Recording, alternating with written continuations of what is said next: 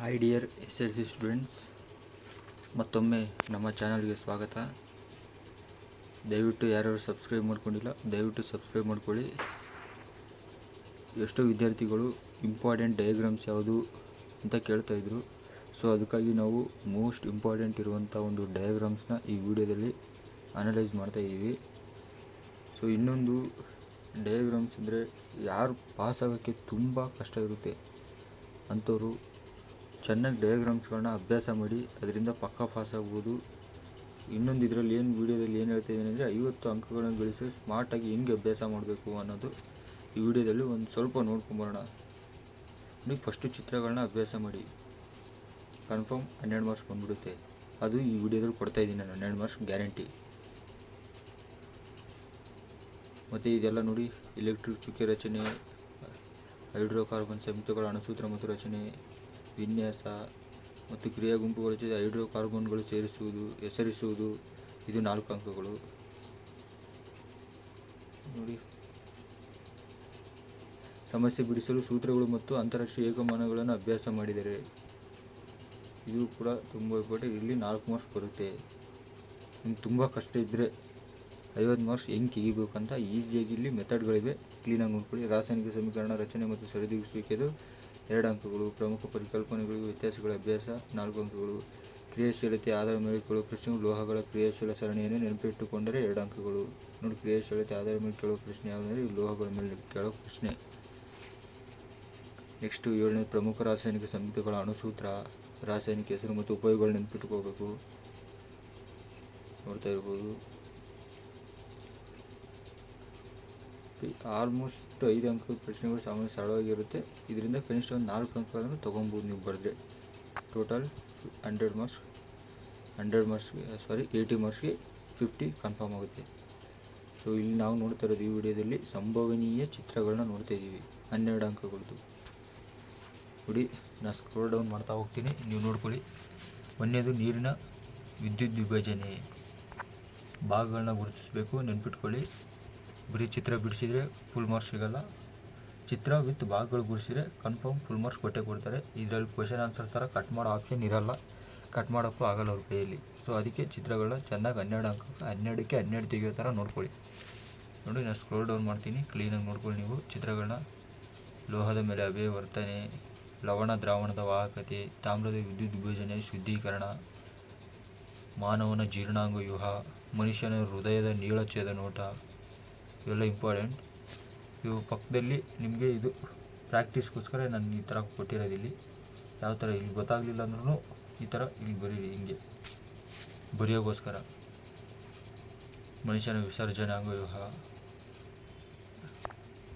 ಅಲ್ಲಿ ಒತ್ತೊತ್ತಾಗಿದೆ, ಇಲ್ಲಿ ಬಿಡಿ ಬಿಡಿಯಾಗಿ ಕೊಟ್ಟಿದ್ದೀನಿ ನಾನು ಪಕ್ಕದಲ್ಲಿ. ನೋಡಿ, ಇದು ನೆನ್ಪಿಟ್ಕೊಳ್ಳಿ ಕ್ಲೀನಾಗಿ. ವಿದ್ಯುತ್ ಕೋಶ, ಪ್ಲಗ್ ಕೀ ಅಥವಾ ಸ್ವಿಚ್ಚು, ತಂತಿಯ ಕೀಲು, ವಿದ್ಯುತ್ ಬಲ್ಬು, ರೋಧಕದ ಪರಿವರ್ತನೆ, ರೋಧ ಅಥವಾ ಕಾಣ್ತಾ ಇಲ್ಲ ಕ್ಲೀನಾಗಿ, ಇದು ಕರೆಕ್ಟಾಗಿ ನೋಡ್ಕೊಳ್ಳಿ.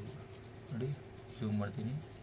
ಅಮ್ಮೀಟರ್, ವೋಲ್ಟೋಮೀಟರ್, ಇವೆಲ್ಲ ಈ ಡಯಾಗ್ರಾಮ್ಸ್ನ ಚೆನ್ನಾಗಿ ನೆನ್ಪಿಟ್ಕೊಳ್ಳಿ. ಇವು ಯಾವುದ್ಯಾವುದನ್ನು ಏನೇ ಅಂತೀವಿ, ಸರಳ ಮಂಡಲ,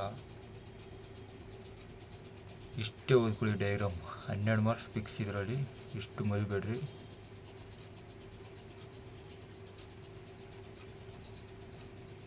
ಇದು ಸ್ವಲ್ಪ ಕಟ್ಟಾಗಿದೆ ನೋಡಿ. ಇದು ಬೆಳಕು ಪಾಠದಿಂದ ಎಷ್ಟೋ ಕಷ್ಟ ಇದೆ ಪಾಠದಲ್ಲಿ, ನಿಮಗೆ ಎಷ್ಟೋ ಸ್ಟೂಡೆಂಟ್ಸ್ಗೆ ಕಷ್ಟ. ಸೊ ಅದಕ್ಕಾಗಿ ಬೆಳಕು ಪಾಠದಿಂದ ಇಷ್ಟನ್ನು ಮಾತ್ರ ಚೆನ್ನಾಗಿ ನೋಡ್ಕೊಳ್ಳಿ ಡಯಾಗ್ರಾಮ್ನ.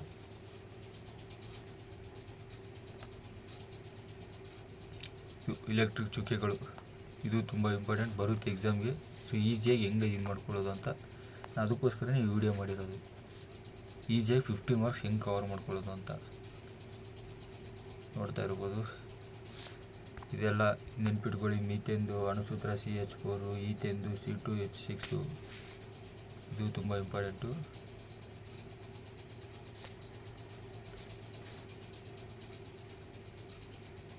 ನೋಡ್ತಾ ಇರ್ಬೋದು, ಸ್ಕ್ರೋಲ್ ಡೌನ್ ಮಾಡ್ತಾ ಹೋಗ್ತಾ ಇದ್ದೀನಿ ನಾನು, ನೀವು ನೋಡ್ಕೊಳ್ಳಿ ಕ್ಲೀನಾಗಿ. ವಿಡಿಯೋ ಬೇಕಾದರೆ ಸ್ಪೀಡ್ ಇದ್ದರೆ ಸ್ಲೋ ಮೋಷನ್ ಇಟ್ಕೊಂಡು ನೋಡ್ಕೊಳ್ಳಿ. ನೋಡಿ, ಸಮಸ್ಯೆ ಬಿಡಿಸಲು ಆಯ್ದ ಅಧ್ಯಾಯಗಳಿಂದ ಸೂತ್ರಗಳು 4 ಮತ್ತು 6 ಅಂಕಗಳು ಬರೀಬೇಕಂದ್ರೆ ನೀವು ಆ ಸೂತ್ರಗಳಿವೆ, ಆ ಸೂತ್ರಗಳನ್ನ ಹಾಕ್ಕೊಂಡು ಬರೀರಿ. ಅಲ್ಲಿ ಯಾವ್ಯಾವ ಪಾಠದಿಂದ ಎಲ್ಲ ಸೂತ್ರಗಳನ್ನ ಇಲ್ಲೇ ಕೊಟ್ಟವ್ರೆ, ಇಲ್ಲೇ ಇದೆ, ಇಲ್ಲೇ ಕೊಟ್ಟಿದ್ದೀನಿ, ಎಲ್ಲ ತೊಗೊಳ್ಳಿ.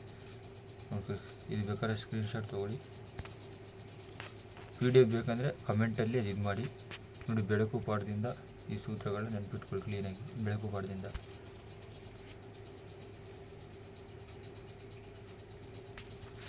ನೆಕ್ಸ್ಟು ಇದು ತುಂಬ ಇಂಪಾರ್ಟೆಂಟ್, SI ಏಕಮಾನಗಳು